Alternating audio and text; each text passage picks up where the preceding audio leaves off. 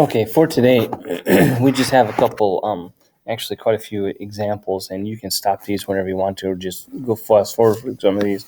Just a couple of different problems that I want to make sure that we understand how to do with parallel, perpendicular, and then with finding x and y intercepts. Today's worksheet is just going to be another day of practice of section 2.4. Getting ready for a quiz that will be on Thursday. We'll review on Wednesday. Again, if you have any questions, please contact me, send me an email so that I know which problems you need to see, so that I know that you're well prepared for this quiz coming up. So here we go with this one. We're supposed to find the line parallel to this. And in this particular case, it doesn't really matter to me too much about which form I'll do this in. I'll kind of go both. I'll probably do both. I'll put it in both slope-intercept form and then into point-slope form. So slope-intercept form for this one. First of all, if it's got to be parallel, that means the slope is the same. And the slope just happens to be right there. Okay, this particular problem is in slope-intercept form, so the slope is a half. Now my point in this case happens to be 0 and -2. Well, that means my b is -2. This one's really easy to put into slope-intercept form. Y is equal to mx plus b. Y is equal to, I know the slope is 1/2 x, and b is -2. Done with that one. Now, in point slope form, okay, I have everything I need as well. I still have my slope, have my point. So y minus y1 is equal to m x minus x1. All right, so y, I want the opposite of this. Y plus 2 is equal to the slope, x, and then minus 0. Do you have to put the minus 0? Nah, that doesn't make any difference. I'm just trying to follow the same pattern as much as I can. This particular problem, a little different, okay? So I know I'm still trying to find the parallel, so I know that m in this case is -4. Okay, this is in slope-intercept form. So y equals mx plus b. Now this particular problem, in my opinion, is begging to be done in point-slope form and not in slope-intercept form. So I'm going to start with point-slope form, and then I'll get that answer, and then I'm going to convert that answer into slope-intercept form. So I'm going to start here. Y minus y1 is equal to mx minus x1. Okay, I want the opposite of y1. The slope was -4. The opposite of y2 of x1. So there it is. That's done. I'm going to transfer that particular answer over here. And now I'm going to start doing this and converting this into slope-intercept form. So let's get rid of the parentheses.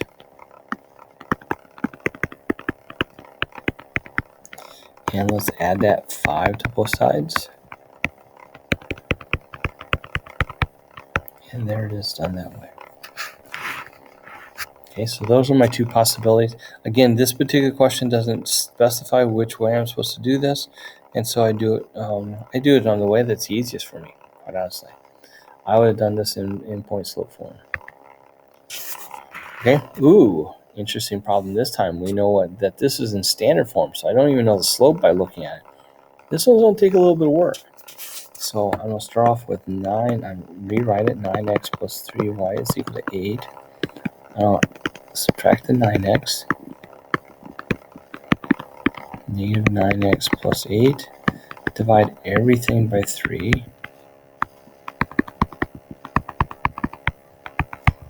All right, good. Well, the good news is I don't need that 8/3 anymore. So again, for this particular problem, I found out my slope was -3. That's what I needed. I'll start off in point slope form. Y minus y1 is equal to mx minus x1. Substitute the things in here. So I want the opposite of this, the slope, and the opposite of this. That one's done.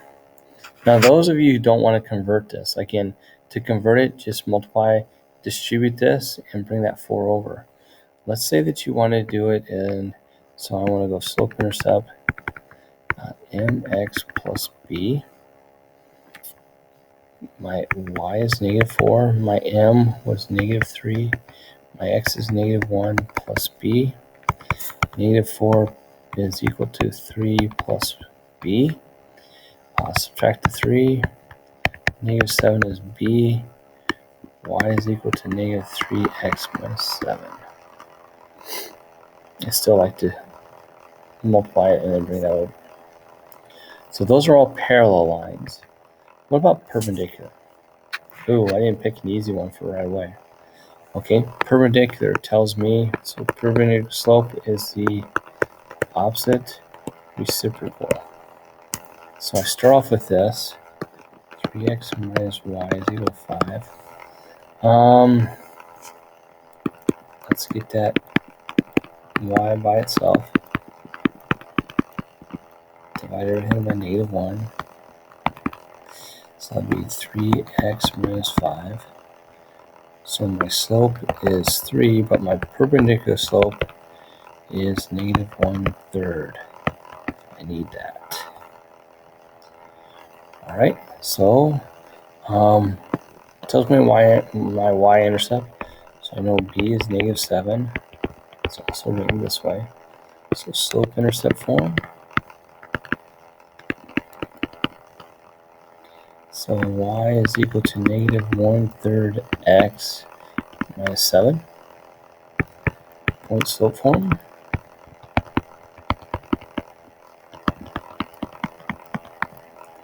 And let's see here. So y minus 7 is equal to -1/3 x minus 0. Those are my two answers.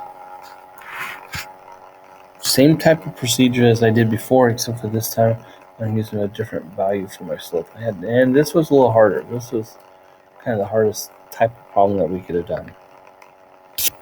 Okay, here we go. So again, still working perpendicular. This is in slope-intercept form. So I know my current slope is 1. So make my perpendicular slope, so it'll be 1/1. Flip this over and make it negative. Okay, now I'm given a point. So I'm going to start in point slope form.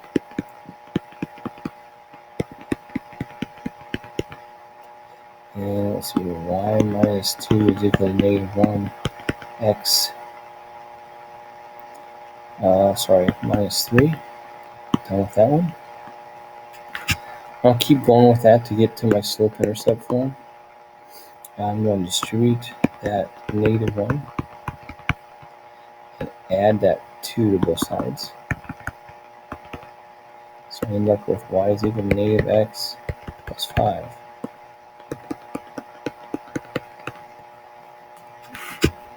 Same thing. Notice how much I try to follow the same pattern.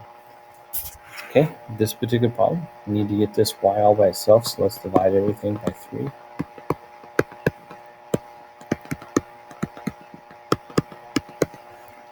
So the slope of this current line is 2/3. But my perpendicular slope will be -3/2. Given a point, so point slope form.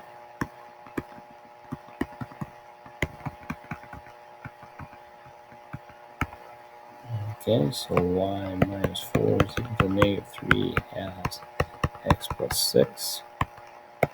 Done with that one. Slope-intercept form. Y minus 4 is equal to -3/2 x plus 6. Distribute.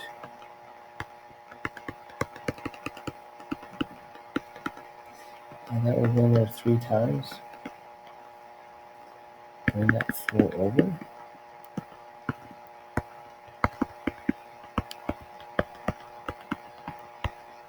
And there it is. Good problem. This one's a little tougher. Okay.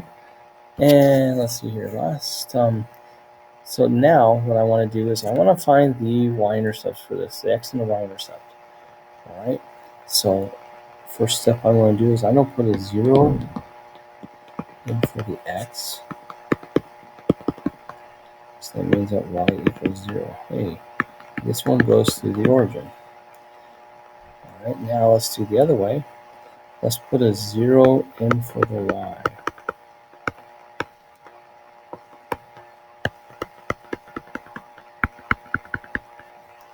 Okay, this is not a very good choice because the intercepts, it goes through the origin.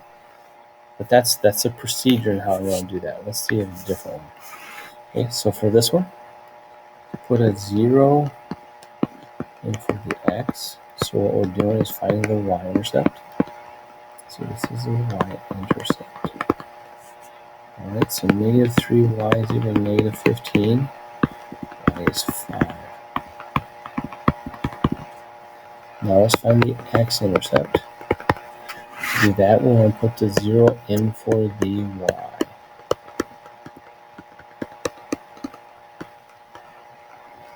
So that goes away. So 10x is equal to negative 15. Divide everything by 10. Let's see here. 5 will go along with both those, so it's negative 3 over 2. So this one, I always like to write these out as order pairs. It just makes it easier for me. So there's that. If I had to graph these, I would graph those 2 points and connect the dots. And the last one here. Okay, so let's find the y-intercept. So let's put a 0 in for the x.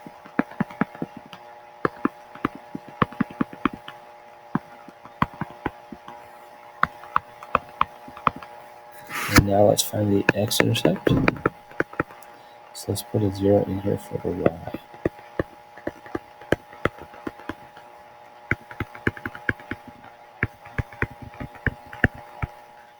And there they are. Okay, now today is just a work day. You may not even have to watch this. Just wanted to make sure about those things. We end up taking a quiz on Thursday, review on Wednesday. Make sure you get things submitted. If you ever have questions, send me an email or something like that. Also, we can make up a Zoom class for my prep periods, which are 4 and 7. And then we also have advisory right at the end of 6th period. All right, we'll see you guys on Wednesday.